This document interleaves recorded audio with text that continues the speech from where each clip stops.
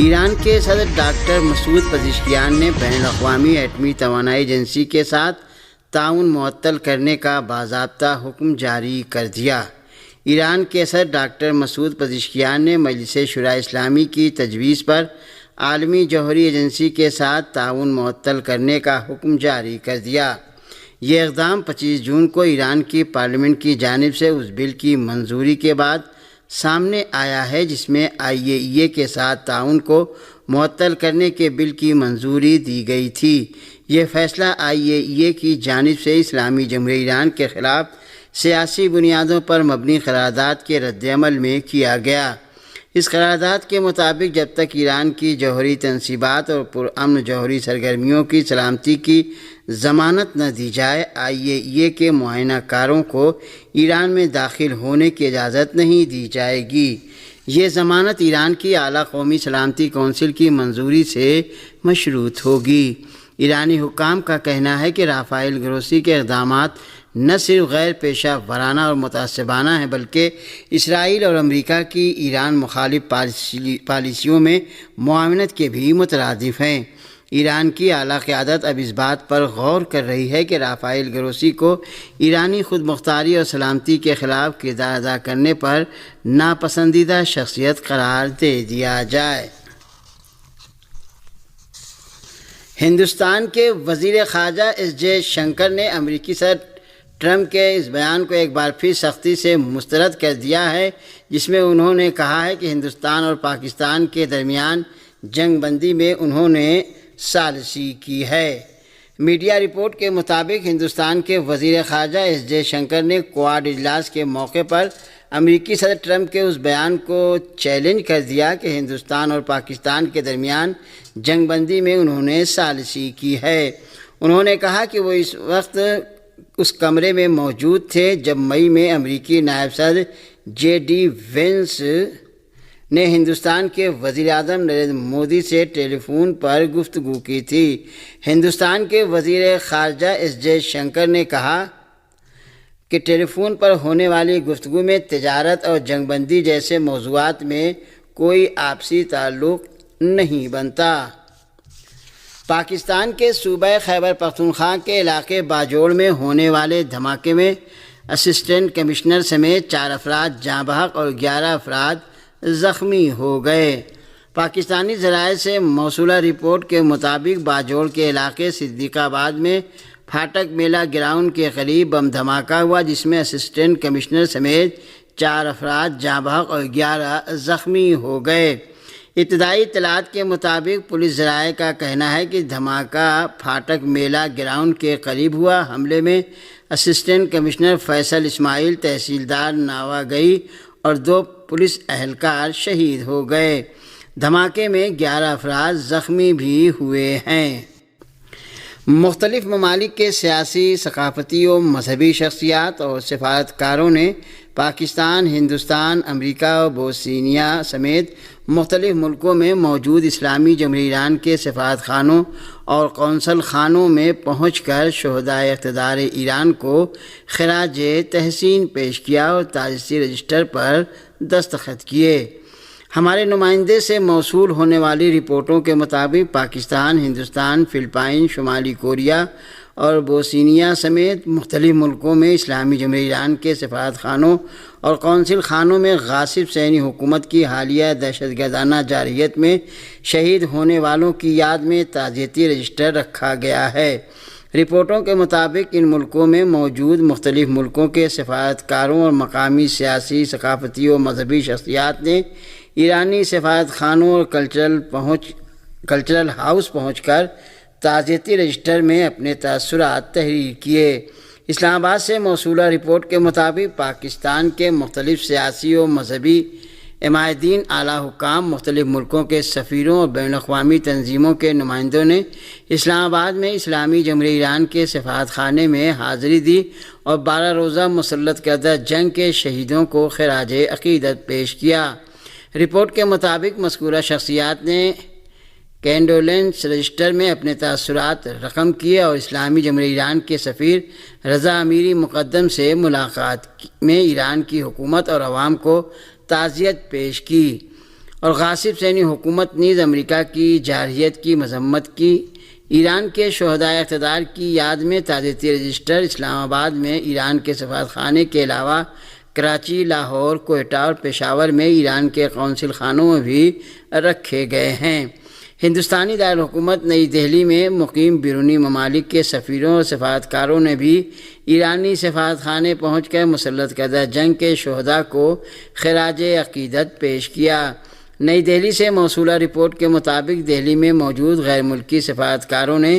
اسلامی جمہوریہ ایران کے سفارت خانے پہنچ کر ایرانی سفیر سے ملاقات و گفتگو کی اور ایران کے خلاف غاصب اسرائیل و امریکہ کے حملوں کی مذمت کے ساتھ ہی تعزیتی رجسٹر میں اپنے تاثرات کا اظہار کیا اور دستخط کیے۔ سرائیوو سے ایران پریس نے رپورٹ دی ہے کہ ایرانی سرزمین پر سینی حکومت اور امریکہ کے دہشت گردانہ حملے کے شہداء کو خراج عقیدت پیش کرنے کے لیے سرائیوو میں اسلامی جمہوریہ ایران کے سفارت خانے میں بھی ایک تعزیتی رجسٹر رکھا گیا، جہاں پہنچ کر اس ملک کی سیاسی، ثقافتی اور مذہبی شخصیات اور غیر ملکی سفارتکاروں نے ملت ایران کو تعزیت پیش کی اور تعزیتی رجسٹر میں اپنے تعزیتی پیغامات درج کیے اور ملت ایران کے ساتھ ہمدردی کا اظہار کے ساتھ شہداء کو خراج عقیدت بھی پیش کیا۔ ایران کی سیکورٹی فورسز کی مشترکہ کارروائیوں میں بڑی تعداد میں غیر ملکی ایجنٹوں کو گرفتار یا ہلاک کر دیا گیا ہے، جبکہ گرفتار شدگان سے امریکی ساختہ ہتھیار بھی برآمد ہوئے۔ سپاہ پاسداران انقلاب اسلامی کے شعبہ تعلقات عامہ نے اعلان کیا ہے کہ سیستان و بلوچستان میں جاری سیکورٹی آپریشن کے دوران 52 دہشت گردوں کو گرفتار یا ہلاک کر دیا گیا۔ شہدائے امنیت فوجی مشقوں کے تسلسل میں یہ کارروائیاں کی گئیں، جن میں سپاہ قدس، سیستان و بلوچستان کی وزارت اطلاعات، سپاہ کی صوبائی انٹیلیجنس اور پولیس نے مشترکہ طور پر شرکت کی۔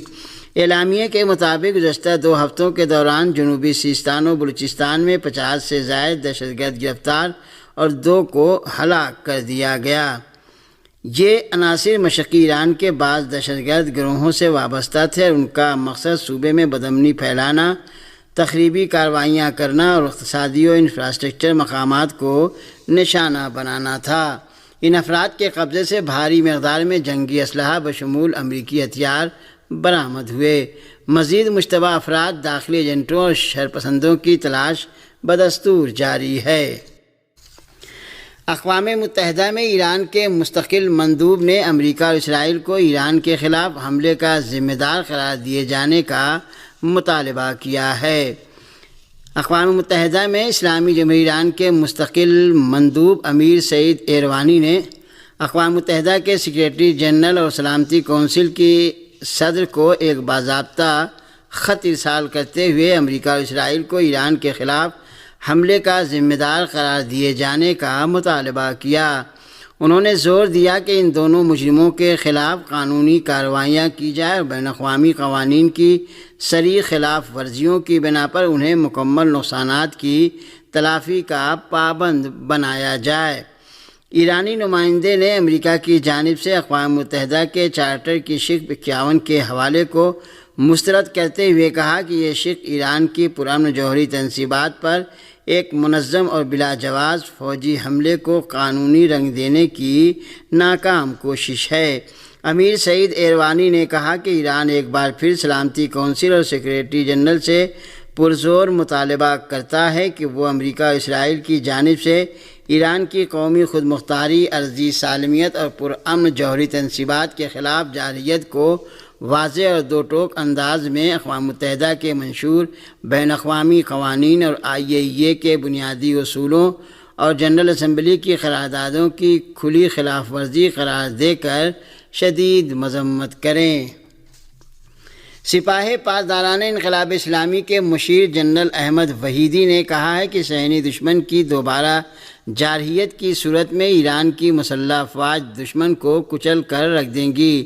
سپاہ پاسداران انقلاب اسلامی کے مشیر جنرل احمد وحیدی نے کہا ہے کہ صہیونیوں کو جواب دینے کے لیے ایران کی میزائلی طاقت اور پوزیشن بہت ہی اعلیٰ درجے کی ہے۔ جنرل احمد وحیدی نے اپنے ایک بیان میں صہیونی دشمن کے ذریعے جنگ بندی کو توڑنے کے امکان اور سپاہ کے رد عمل کے بارے میں کہا کہ صہیونی دشمن کو جواب دینے کے لیے ایران کی میزائلی توانائی بہت ہی اعلیٰ درجے کی ہے اور ہمارا دفاع انتہائی آئیڈیل پوزیشن میں ہے۔ انہوں نے کہا کہ سپاہیان اسلام نے صہیونی دشمن کو بھرپور جواب دینے کے لیے وسیع پیمانے پر تیاری کر رکھی ہے اور وہ دشمن کو کچلنے کی پوری توانائی رکھتے ہیں۔ جنرل احمد وحیدی نے اس سوال کے جواب میں کہ کیا صہیونیوں کی دوبارہ جارحیت کی صورت میں قاسم بصیر نامی میزائل کا استعمال کیا جا سکتا ہے، کہا کہ دشمن کو جواب دینے کے لیے بہت سے وسائل تیار کیے گئے ہیں جن کا جارحیت کی صورت میں استعمال کیا جائے گا۔ اور آخر میں یہ خبر کہ یمن کی مسلح افواج نے صہیونی حکومت کے مراکز پر 4 ڈرون اور میزائل کارروائیاں انجام دی ہیں۔ ارنا کی رپورٹ کے مطابق یمن کی مسلح افواج کے ترجمان یحییٰ سری نے ایک بیان جاری کر کے بتایا ہے کہ بن گورین ایئرپورٹ پر فلسطین 2 نوعیت کے سپر سونک میزائل سے حملہ کیا گیا۔ انہوں نے بتایا کہ یہ میزائل حملہ پوری طرح کامیاب رہا اور لاکھوں صہیونی پناہ گاہوں کی طرف بھاگنے پر مجبور ہو گئے۔ بریگیڈیئر یحییٰ سری نے بتایا کہ یمن کی مسلح افواج کے ڈرون یونٹ نے بھی یافا، اسقلان اور ام الرشراش پر ڈرون حملے کیے ہیں۔ انہوں نے ایک بار پھر واضح کیا ہے کہ غزہ کے مظلوم عوام پر غاصب صہیونی حکومت کے وحشیانہ مظالم کے جواب میں صہیونی مراکز پر یمنی افواج کے حملے جاری رہیں گے۔